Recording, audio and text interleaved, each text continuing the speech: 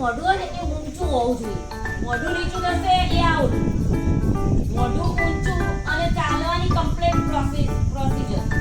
અને હાથ ખુલ્લા, પણ હાથ વાળા ચાલીએ ત્યારે કેવા હોય? 1 મિનિટ સુધી.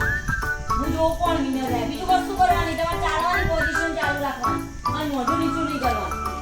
જેનું મોઢું નીચું અને જે ઊભું રહ્યું, હાથ પગ ઊભા રહ્યા એ આઉટ. સ્ટાર્ટ નાઉ.